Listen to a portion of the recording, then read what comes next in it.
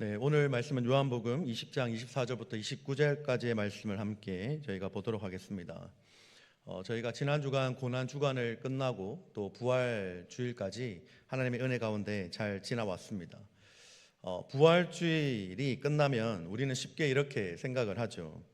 이제 예수님께서 살아나셨고 제자들이 기뻐했고 이제 모든 것이 굉장히 분명해졌다라고 생각을 합니다. 요한복음 20장 말씀은 그런데 이런 말로 끝나지가 않습니다. 부활은 분명한 사실이지만 모든 사람이 그 사실을 한순간에 똑같이 받아들인 것은 아니었던 것이죠. 어떤 사람은 빈 무덤을 보고 놀랐고, 어떤 사람은 주님을 만나고 기뻐했고, 또 어떤 사람들은 여전히 주님의 부활을 믿지 못했습니다. 요한복음 20장 말씀을 보시면 이러한 모습을 아주 잘 보여주죠. 먼저 20장 1절부터 18절까지의 말씀을 보시면 예수님의 부활 사건이 나옵니다. 이제 막달라 마리아가 빈 무덤을 발견하고 그리고 다시 살아나신 주님을 만나게 됩니다. 그 다음 19절부터 23절까지는 제자들에게 나타나신 예수님이 나옵니다. 문이 닫혀 있었지만 예수님께서는 그들 가운데 오셔서 너희에게 평강이 있을지어다라고 말씀하셨고 제자들은 그 모습을 보고 기뻐했습니다. 여러분, 오늘 본문 말씀인 이제 24절부터 29절까지 말씀은 그 이후에 이어진 도마에 대한 이야기입니다. 사실 도마는 그 제자들이 예수님께서 부활하신 그 자리에 없었습니다. 그래서 다른 제자들처럼 같은 그런 예수님을 만난 경험을 하지 못했던 것이죠. 결국 도마는 믿지 못했고 8일 후에 예수님께서 다시 나타나셔서 도마를 만나 주십니다. 우리가 도마를 볼 때 제일 먼저 기억해야 할 것은 이것입니다. 우리가 도마라고 생각하면 흔히 이제 의심의 대명사라고 불리잖아요. 도마하면 의심 많은 사람이라고 생각을 흔히 합니다. 그러나 우리가 오늘 말씀을 대할 때 도마를 단순하게 의심이 많은 사람으로 보면 안 되는 것을 우리는 기억해야 합니다. 오히려 도마는 부활의 그 첫 현장에 함께 있지 못했던 사람, 그래서 그 기쁨의 자리에 뒤늦게 들어온 사람이었습니다. 그러니까 도마는 다른 제자들보다 특별히 더 나쁜 사람이어서가 아니라 그 중요한 자리에 빠져 있었기 때문에 믿기가 더 어려웠던 사람인 것이죠. 여러분, 사실 우리에게도 이 점은 굉장히 중요하게 작용을 합니다. 우리 가운데도 그런 때가 있기 때문이죠. 여러분, 어떤 사람들은 그 은혜의 큰 자리에 있을 수도 있고 어떤 사람들은 그 은혜의 자리에 없을 수도 있다라는 것이죠. 어떤 사람들은 주님께서 주시는 그 위로함을 빨리 경험하는 분들이 있는가 하면 어떤 사람들은 아직 그 주님의 위로함을 받지 못해서 마음이 무거운 분들도 있을 수 있습니다. 사실 지금 이 자리에 한 자리에 같은 예배를 드려도 그리고 주일날 우리가 같은 자리에서 같은 예배를 드려도 같은 말씀을 들어도 어떤 사람들에게는 기쁨이 찾아오고 어떤 사람들은 여전히 그 예배 가운데 기쁨을 누리지 못하고 말씀이 귀에 들어오지 않을 때도 있다라는 것이죠. 여러분, 오늘 본문 말씀은 그래서 단지 도마에 대한 이야기뿐만 아니라 부활 이후에 여전히 믿음과 씨름하는 사람을 예수님께서 어떻게 다루시는가를 우리 가운데 보여줍니다. 오늘 말씀 가운데 도마를 제대로 이해하려면 오늘 본문 말씀만 보면 안 됩니다. 요한복음 안에서 도마가 어떤 사람으로 그려지는지를 우리가 먼저 보아야 합니다. 요한복음 11장 말씀을 보시면 예수님께서 유대로 다시 가려고 할 때 제자들은 두려워했습니다. 왜냐하면 그곳에는 위험이 있었기 때문이죠. 그런데 그때 도마가 말합니다. 요한복음 11장 16절에 이렇게 기록을 합니다. 디두모라고도 하는 도마가 다른 제자들에게 말하되 우리도 주와 함께 죽으러 가자 하니라 라고 기록하죠. 여러분, 이 말씀을 볼 때 어떤 생각이 드십니까? 이 말씀은 도마가 겁이 없는 사람이란 뜻이 아니죠. 오히려 상황을 누구보다 어둡게 보면서도 그래도 주님을 따르겠다라고 우리도 주와 함께 죽으러 가자라고 했던 사람이 도마였습니다. 여러분 또한 요한복음 14장 말씀을 보시면 예수님께서 내가 어디로 가는지 너희가 그 길을 안다라고 하셨을 때 도마가 이렇게 묻습니다. 요한복음 14장 5절 말씀에 이렇게 기록을 합니다.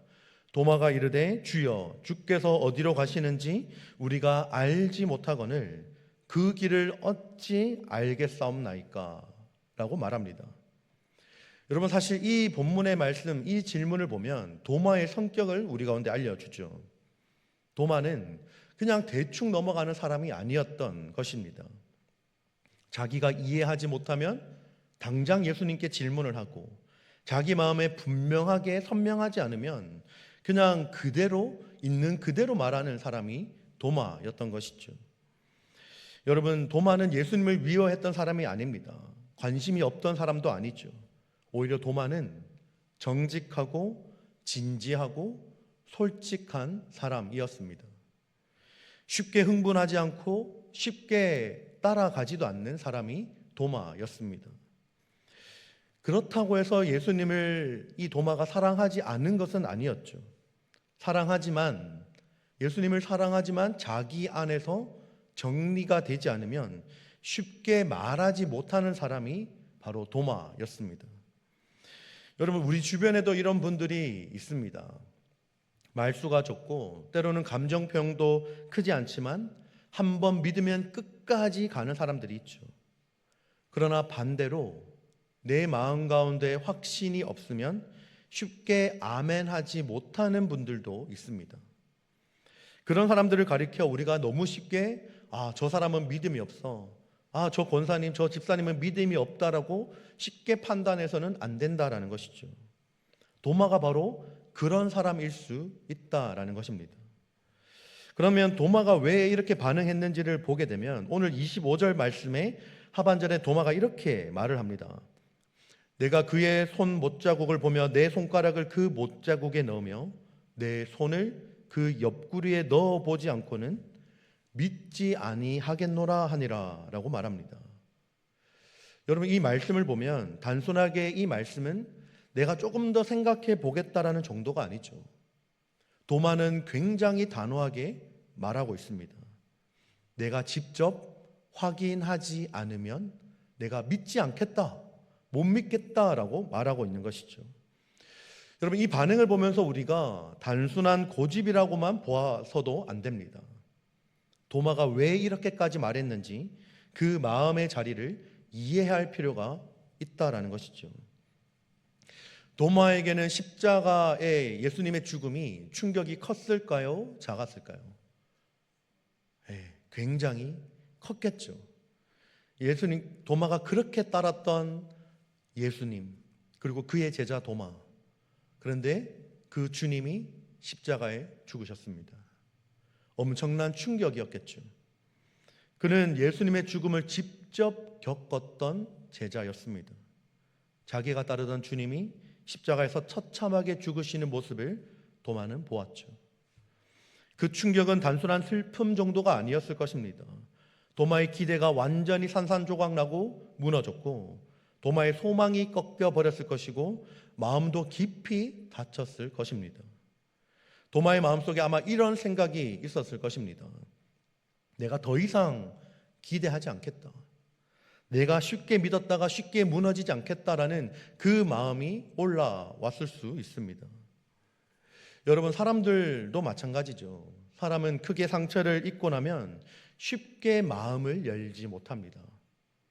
이전에 붙들었던 소망이 너무 아프게 무너진 경험들이 있다면 그 다음에는 나 스스로를 보호하기 위해서 더욱더 조심하게 되죠. 믿는 도끼에 뭐가 찍힐까요? 발등이 찍힙니다. 믿는 도끼에 발등 찍혀본 사람은, 믿었던 사람에게 당한 그 배신을 당해본 사람은 여러분 쉽게 사람을 믿지 못합니다. 그 트라우마가 생기는 것이죠. 내가 이제 다시는 사람을 믿지 아니하리라. 내가 믿었던 사람에게 발등이 찍혀봤으니까 내가 다시는 내 다른 발등을 찍히지 않으리라라고 사람들을 믿지 않게 되는 것이죠. 여러분 그러니까 지금 도마가 보이는 이 불신은 굉장히 차가운 조롱이라기보다는 상처 입은 한 마음이 보이는 방어적인 반응에 가깝다라고 우리는 보아야 합니다. 그런데 우리가 여기서 주목해야 할 사실이 하나 있습니다. 24절 말씀을 보시면 이렇게 기록을 합니다. 12 제자 중에 하나로서 디두모라 불리는 도마는 예수께서 오셨을 때에 함께 있지 아니한지라 라고 기록하죠. 성경 말씀은 왜 도마가 그 자리에 없었는지 설명해 주고 있지는 않습니다. 그래서 우리가 그 이유를 단정할 수는 없죠. 도마가 때로는 십자가 충격이 너무나 커서 슬픔 때문에 그 자리에 없었을 수도 있고, 때로는 혼자 있고 싶어 했을 수도 있고, 혹은 단순하게 그냥 그 자리에 우연히 없었을 수도 있습니다. 그런데 한 가지는 분명하죠. 도마는 그 순간 다른 제자들과 함께 있지 않았고, 바로 그 때문에 다른 제자들이 경험한 것을 함께 경험하지 못했다라는 사실입니다. 다른 제자들은 닫힌 문 안에서 예수님을 보았고, 예수님께서 제자들을 향해서 너희에게 평강이 있을지어다 하시는 그 주님의 음성을 직접 들었습니다. 그리고 부활하신 주님을 만난 기쁨을 그 모인 자리에서 함께 누리게 되었죠. 그런데 도마는 그 자리에 없었습니다. 그래서 그는 모든 것을 직접 경험한 사람이 아니라 나중에 주님께서 부활하셨다라는 것을 그냥 전해 들은 사람이 되었던 것이죠. 여러분, 바로 여기서 도마의 문제가 더욱더 깊어집니다. 도마는 부활의 소식을 직접 본 사건으로 받은 것이 아니라 다른 사람을 통해서 전해 들은 이야기로 받게 된 것이죠. 그 내용은 너무나도 충격적인 이야기였습니다. 우리가 주를 보았다라는 것입니다. 여러분, 이것은 단순한 위로의 말이 아니죠. 죽은 분이 다시 살아나셨다라는 이야기입니다. 얼마 전까지만 해도 십자가에 달려 죽으신 그 예수님이 지금 살아있다라는 충격적인 얘기를 도마는 듣게 됩니다. 그러니까 도마의 입장에서는 사실 이 말을 받아들이기 어려웠던 것이 어쩌면 자연스러웠을 수도 있죠. 도마의 마음은 이미 깊이 상처 입은 상태였고, 그만큼 쉽게 마음이 열리지 않은 상황이었습니다. 그리고 그 순간 도마는 다른 제자들과 함께 있지 않았기 때문에 부활의 사건을 직접 경험한 사람이 아니라 나중에 그 소식을 전해 들은 사람이었기 때문에 더욱더 이 사실이 믿기지 않았던 것이죠. 도마에게 주님의 부활은 눈으로 보고 만난 사건이 아니라 자신의 귀에 들려온 이 엄청난 이야기로 다가왔을 것입니다. 여러분, 이렇게 보면 도마의 의심은 단순한 그 지식적인 측면, 머리의 문제가 아니죠. 그것은 도마에게 상처와 고립과 그리고 너무나 커서 쉽게 받아들일 수 없는 그 복음의 충격이 함께 복잡하게 얽혀 있는 상태였습니다. 그래서 도마는 말하는 것이죠. 내가 직접 내 손으로 만져보거나 보지 않고는 믿지 않겠다라고 말하는 것입니다.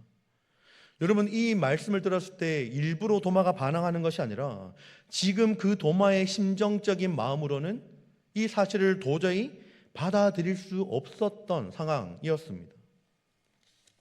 그런데 바로 이 지점에서 바로 주님의 복음이 시작이 됩니다. 도마가 믿지 못하고 있는 그런 그 상태, 상처 입은 상태, 공동체에서 떨어져 있는 상태, 그리고 부활의 소식조차 받아들이기 어려운 그 상태를 예수님은 그냥 두지 않으셨죠. 여러분, 26절 말씀을 다 함께 한 목소리로 읽어볼까요? 시작.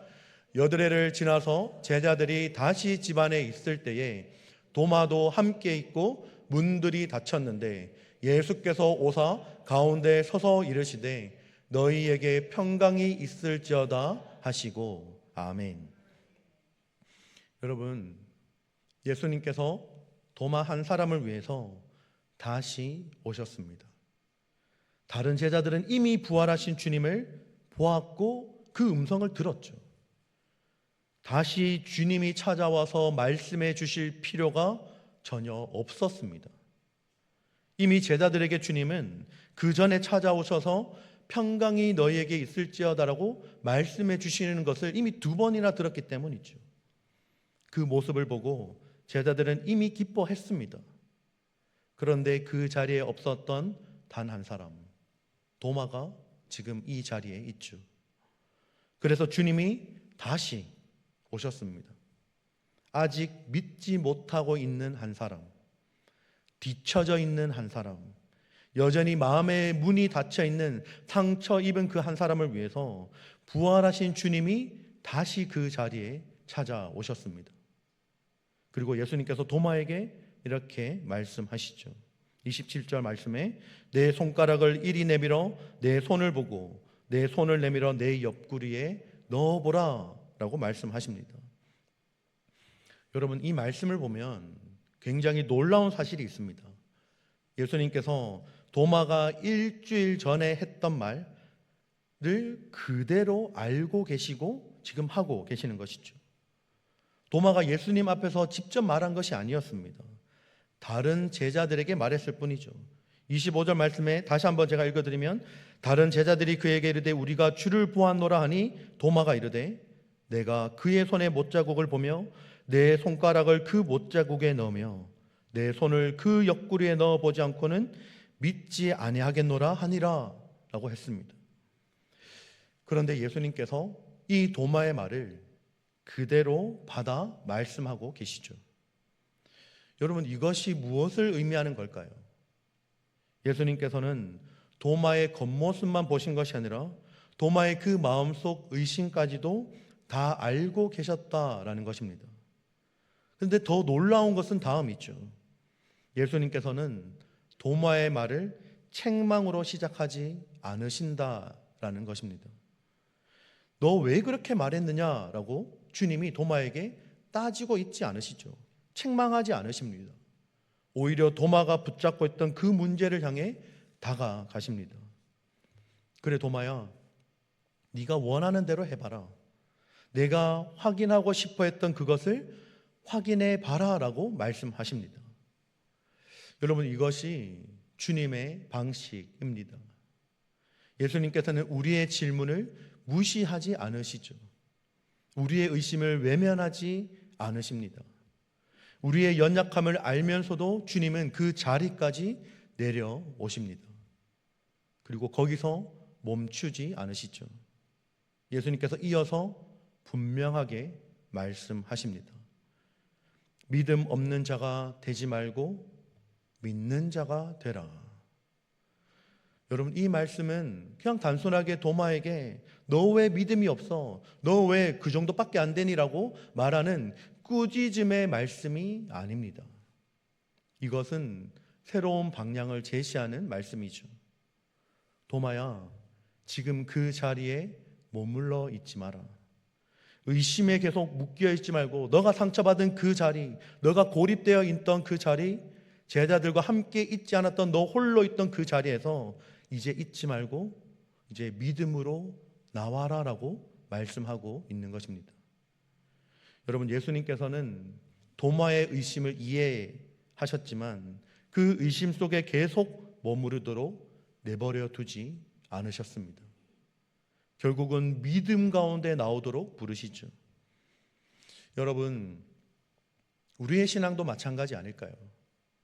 의심이 없어서 믿는 것이 아니라 의심의 자리에서 솔직하고 정직하게 주님 앞에 질문을 던질 때 주님께서 나와 만나 주시면서 믿음 가운데로 나아가는 것입니다. 그리고 그 의심의 자리가 결국 믿음의 자리로 바뀌는 순간이 찾아오게 됩니다. 예수님의 그 말씀 앞에 도마가 이렇게 고백을 합니다. 나의 주님이시요 나의 하나님이시니이다. 여러분, 이 고백은 단순하게 도마가 감정적으로 북받쳐 올라서 드리는 고백이 아닙니다. 지금까지 도마가 지나온 모든 과정, 도마가 갖고 있었던 상처와 고립과 그리고 의심과 그 모든 것을 통과한 뒤에 마침내 도달한 도마의 신앙의 결론입니다. 여러분, 이 고백을 자세히 보면 두 가지가 담겨 있죠. 바로 먼저 나의 주님이시오라고 고백합니다. 여러분, 이 말은 단순하게 예수님을 존중하는 표현이 아닙니다. 주님이 내 삶의 주인이십니다 라는 고백이죠. 내 판단, 나의 기준, 나의 계획이 아니라 주님의 뜻이 내 삶을 이끄신다라는 고백을 지금 하고 있습니다. 두 번째로 고백하는 것이 무엇입니까? 바로 나의 하나님이시니이다 라고 고백을 하죠. 여러분, 이것은 굉장히 놀라운 고백입니다. 도마는 예수님을 단지 위대한 선생이나 선지자로 본 것이 아니라 하나님으로 인정하고 있기 때문이죠. 요한복음은 처음부터 이것을 말해왔습니다. 요한복음 1장 1절 함께 읽어볼까요? 시작. 태초에 말씀이 계시니라. 이 말씀이 하나님과 함께 계셨으니 이 말씀은 곧 하나님이시니라. 아멘. 처음에 요한이 요한복음 1장 1절에서 선언했던 이 진리를 마지막에는 도마가 이제 인격적으로 고백하고 있습니다. 여기서 중요한 표현은 바로 나의라는 소유격의 표현이죠. 신앙은 예수님은 주님이십니다라는 것에서 멈추지 않습니다. 반드시 예수님은 나의 주님이십니다까지 나아가야 되는 것이죠. 많은 사람들이 예수님에 대해서 알고 있었습니다. 교회도 다니고 말씀도 듣고 신앙적인 표현도 수없이 많이 듣기 때문에 할 수 있었죠. 하지만 그분이 정말 나의 주님인가? 그분이 정말 나의 하나님인가? 라는 것은 완전히 다른 문제입니다. 여러분, 도마는 오늘 이 말씀 가운데 그 자리까지 나아갔습니다. 머리로 아는 하나님이 아니라 내 삶 가운데 만난 하나님, 다른 사람들이 말해준 하나님이 아니라 내가 고백할 수 있는 신앙의 결론과 하나님, 멀리 계신 하나님이 아니라 지금 나와 매일매일 관계를 맺고 계시는 하나님. 여러분, 도마는 지금 이 고백을 이 한 절의 말씀 가운데 고백하고 있는 것입니다. 이 고백 이후에 예수님께서 말씀하시죠. 29절 말씀 함께 읽겠습니다. 예수께서 이르시되 너는 나를 본 거로 믿느냐? 보지 못하고 믿는 자들은 복되도다 하시니라. 아멘. 여러분, 이제 이 말씀은 우리를 향한 주님의 말씀입니다. 도마는 보고 믿었지만 우리는 보지 못했지만 믿습니다. 여러분, 이것이 바로 우리의 믿음이죠. 사도들의 증언과 말씀을 통해 그리고 성령의 역사 가운데 우리는 보지 않고도 주님을 믿습니다. 그래서 이 믿음은 부족한 믿음이 아니라 오히려 주님께서 복되다 하신 믿음입니다. 여러분, 우리는 종종 믿음을 오해합니다. 믿음이라는 것은 흔들리지 않는 상태다라고 생각할 때가 있죠. 의심이 없고 언제나 확신에 가득 차 있는 상태를 믿음이라고 종종 착각합니다. 그래서 우리는 우리가 흔들릴 때마다 스스로 이렇게 생각할 때가 있죠. 대체 나는 왜 이 정도밖에 안 될까? 나는 왜 이렇게 자주 흔들리고 이렇게 넘어지고 연약을 할까? 신앙 연수가 30년, 40년, 50년인데 어떻게 아직 나는 이렇게 조그만 일에도 흔들리고 내 마음은 갈대같이 흔들리고 바뀔까? 나는 여전히 왜 아직 하나님에 대한 확신이 없을까? 라는 질문을 종종 할 때가 있지 않습니까? 여러분, 오늘 말씀은 우리에게 전혀 다른 길을 보여줍니다. 도마는 준비된 사람이 아니었죠. 확신에 차 있던 사람도 아니었습니다. 오히려 마음이 무너진 상태였고 혼자 그 시간을 지나고 있었고 믿기 어려운 자리에 서 있던 사람입니다. 그런데 주님께서 도마의 마음이 정리될 때까지 기다리지 않으시고 그가 믿을 준비가 될 때까지 멀리서 지켜보지 않으시고 도마에게 직접 찾아오셨습니다. 여러분, 바로 그분이 우리가 믿는 주님인 줄 믿습니다. 우리가 하나님께 나아가기 전에 하나님이 먼저 우리에게 오신다라는 것, 우리가 믿음을 완성하기 전에 주님이 먼저 우리를 붙들고 계신다라는 것. 그래서 믿음은 내가 만들어내는 것이 아니라 주님과의 만남 속에서 주어지는 것인 줄 믿습니다.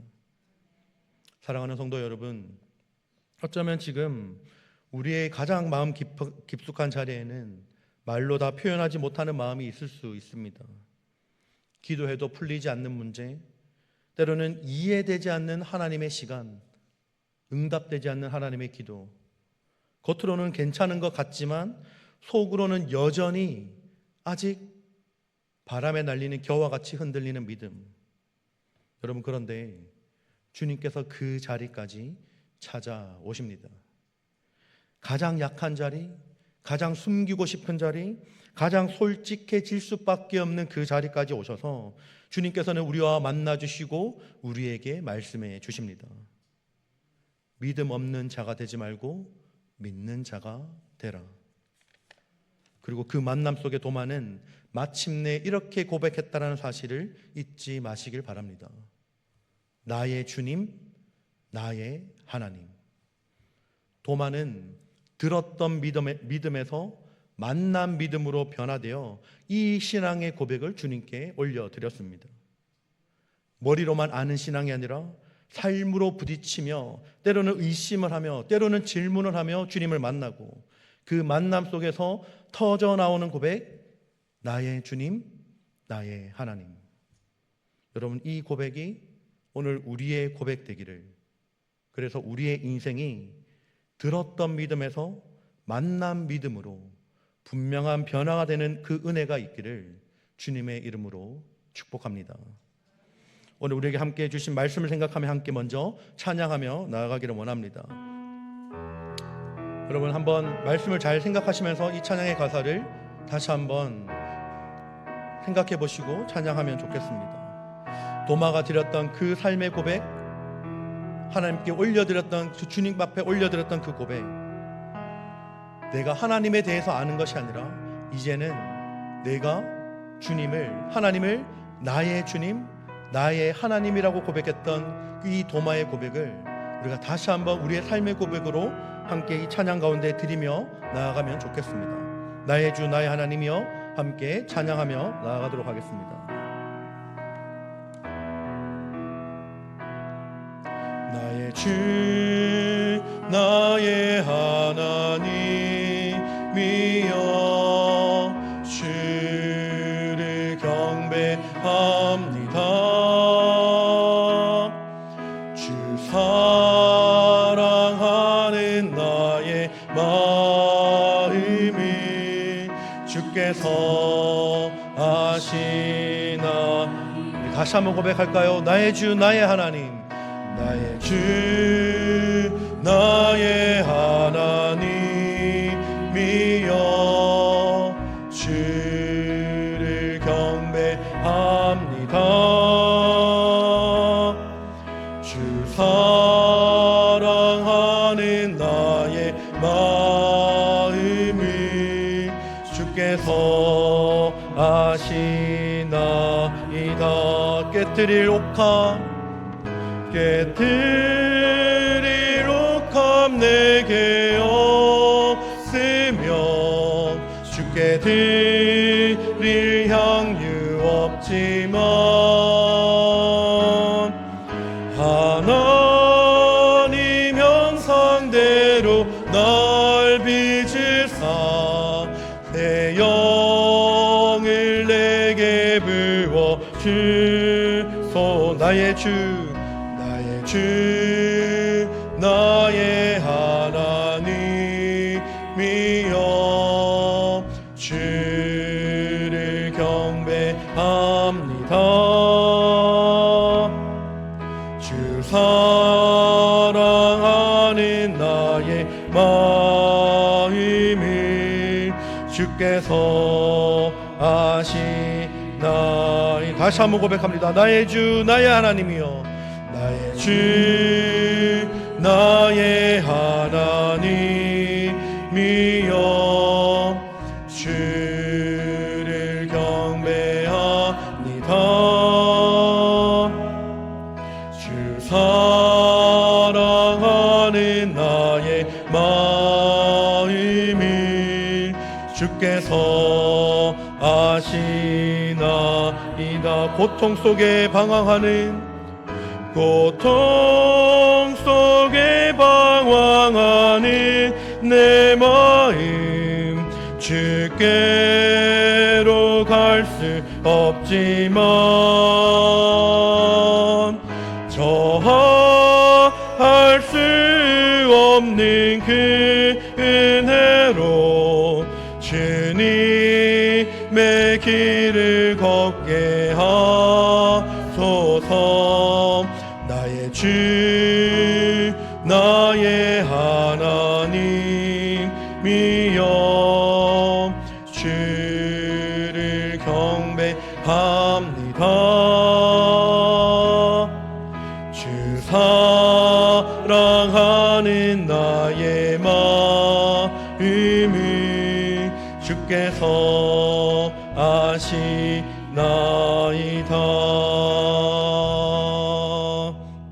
우리 시간 함께 오늘 우리 가운데 주신 말씀을 붙들고 함께 기도하며 나아가길 원합니다. 오늘 특별히 또 우리 가운데 주신 말씀을 생각하며 함께 PPT 함께 읽고 함께 기도하며 나아가도록 하겠습니다.